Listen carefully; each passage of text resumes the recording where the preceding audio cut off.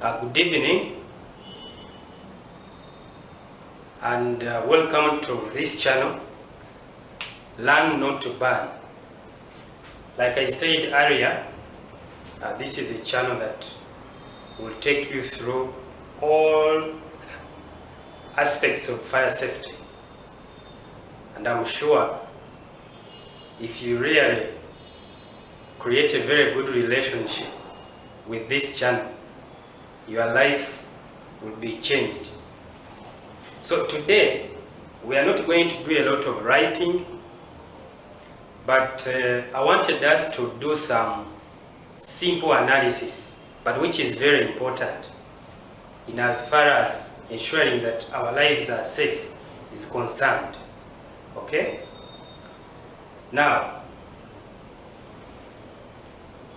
we have a lot of developments going on, especially in Uganda here and all over the world, because every other time there is somebody building a new building, there is somebody buying a car, okay? There is somebody beginning a school or starting a school or an institution.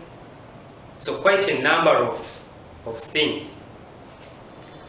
But one thing that I've realized in the time I've been in this field is that we invest so much in putting up this infrastructure, but forget about the safety aspect. Okay? You realize that somebody can actually afford to put up a structure of about maybe 200 million. But he cannot afford the fire protection systems maybe of about 10 or 15 million or 20 million, depending on what is done in that facility. You know, that is basically attitude. Because by the time you're able to afford this kind of facility in terms of building, it means you can also afford putting up these protection systems such that the occupants are safe and also the facility itself is safe. Okay? But it feels like people they have the I don't care attitude. If you watched one of my videos, I talked about it. Because something has not happened doesn't mean it will not happen at all. Okay? So it is important that you prepare for that worst bit of it. Because if you wait for it to occur, the results will not be so good for you. So it is very important that as you plan to put up that commercial building, as you plan to build those apartments, as you plan to build that arcade, okay? As you plan to build that company, that school, make sure you have a fire safety aspect in your mind. Of course, some of you may try to challenge me that no, you see, we can insure our facilities against fire. Good, that's very fine, that's nice. But I'm sure also the insurance company may not come out to pay somebody who has been negligent. For example, you cannot insure your company against fire or your asset against fire, and then you have no fire protection system at all. I'm sure even the insurance company will fear to insure you, because chances of your facility catching fire will be high. And you know, insurance companies also look at how much they can maximize profit. They don't work with people who rely them into making losses all the time. So they first do a survey in your facility to see whether you are fire safety compliant. And then they can go ahead to insure your facility. Given that the chances of fire getting your facility are quite minimum. Okay? But if they realize that chances are higher, they may not really be in business with you. So that issue of insurance should not be talked about. Are we together there? If you are planning to build a school or to begin a school, these are issues you're supposed to be beginning with. Actually, I'm going to make a video about school fire safety. I'll give details about it. Let me not preempt that video. Okay? So, as we plan to put up our facilities, let's also plan for fire safety. I want to assure you, ladies and gentlemen, that whether you plan for fire or you don't plan for it, chances are high that this fire will actually occur. I speak from experience. However, if this fire occurs when you planned for it, okay, chances are very high that the degree of damage will be low. You get my point now. The degree of damage will be low. But for those that don't care, for those that don't mind, chances are really high that the degree of damage will be very, very high. And you know what that means, of course. You have taken time to build your company, okay? Over the years, you have acquired assets, and fire destroys these assets in a space of 2 to 3 minutes. This is something you didn't know about. For the fire to destroy that facility of yours, it doesn't take it 1 day or 2 days. It's just a space of minutes, and your building will totally be down. Okay?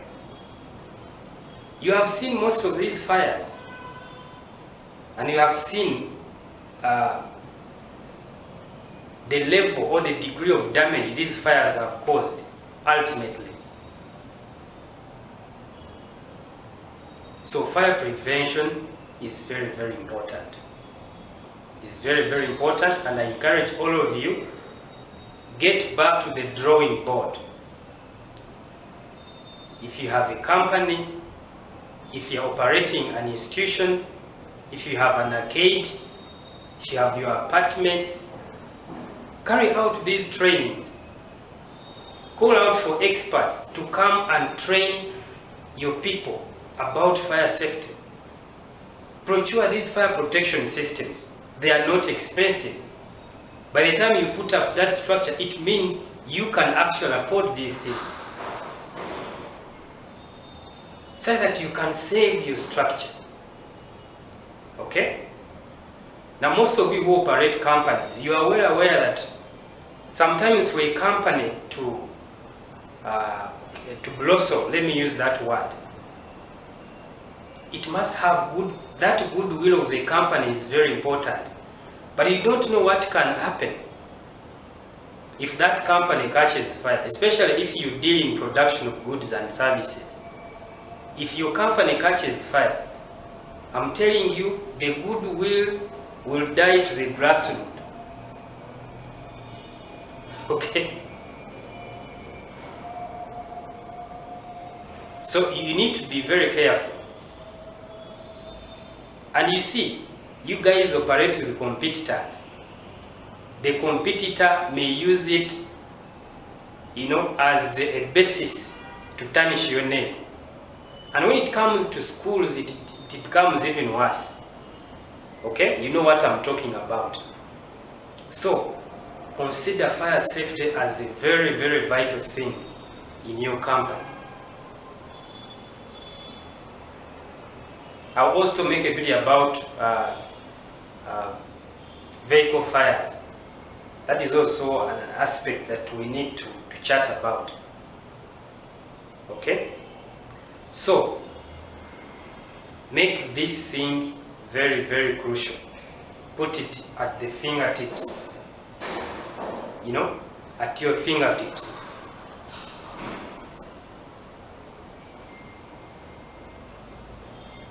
Are we together?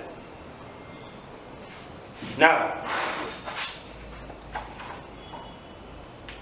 I want to read you just a small phrase here. It was written by Mr. Habit, and he was the senior instructor of the Fire Service College in the United Kingdom. Those who watched my first video, I also quoted a gentleman called Strother Smith from the same journal. This journal was published in 1964, but it is very, very good. Okay? So, Mr. Habit said that there is a tendency to rely for safety on the infrequency of fire rather than on fire precautions. Many people also have the false impression that if a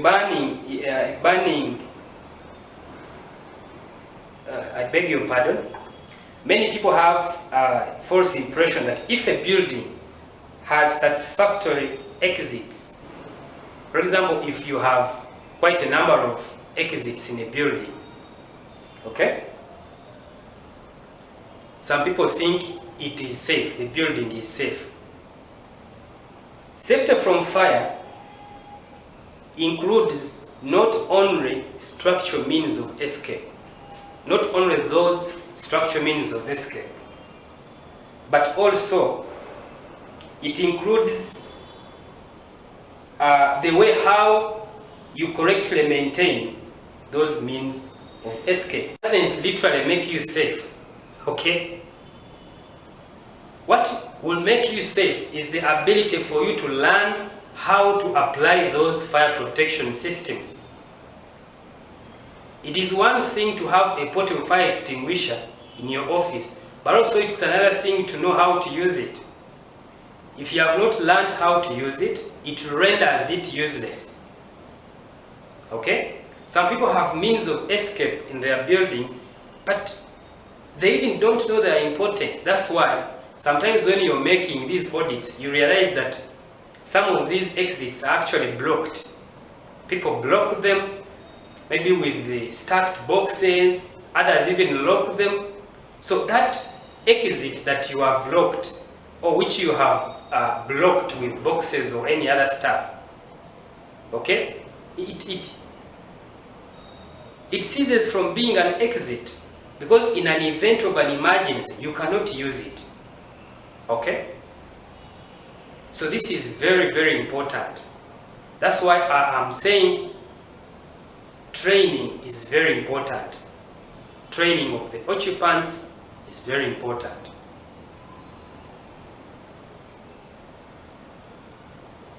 Okay? You know, people have a lot of blame games. You keep on blaming each other. Especially when it comes to fires. You realize that people blame the police so much. Police has arrived late. Police does not have water. Police does their... You know, a lot of blame games here and there. But this same police doesn't put off, it's not the one that begins that fire. It only responds to the fire. So why do you blame the police? The fire has started from your facility. It is either you or the occupants of that facility that have, that have caused the fire, maybe through negligence or accident or by incendiary means, So you don't have to begin blaming the police. The police only responds to the already happening fire. It doesn't begin that fire. Okay? So preventing that fire is very important. Other than, So let's learn how to keep safe. And also when it comes to our homes, what does it cost you to buy 2 portable fire extinguishers and you put them at your home? Train your maid, train your children, train your wife, train your husband. ensure that they know how to use these facilities. Okay? So that in the event of fire, these people can actually save this house. Some of you use gas, LPG gas. And this is one of the dangerous, gases that can actually spark off a fire. Have you ever trained your people on what to do in case of fire? Develop an escape plan for your house. And make sure these people keep on rehearsing it, This is very important, ladies and gentlemen, and I pray that you will take it with good faith, such that we ensure that our homes and places of work are actually safe from these fire hazards. Okay? Now ultimately, I'm going to make quite a number of videos about these things. I'll show you how to handle fire from the gas. I'll show you how to use a portable fire extinguisher, and quite a number of other aspects that I'll touch on. So, but for now, ensure that you're safety conscious, because that is what is going to help you, that's what is going to save you from these hazards and the consequences that may happen later. The socio-economic effects of fire. The majority of those effects are negative in nature. So you don't really want to have some of them on your table. That would be very, very unfortunate. So let's keep ourselves safe. Let's keep our families safe. Let's keep our workplaces safe, because a safe place or a safe workplace is a productive workplace. Thank you so much, and God bless you.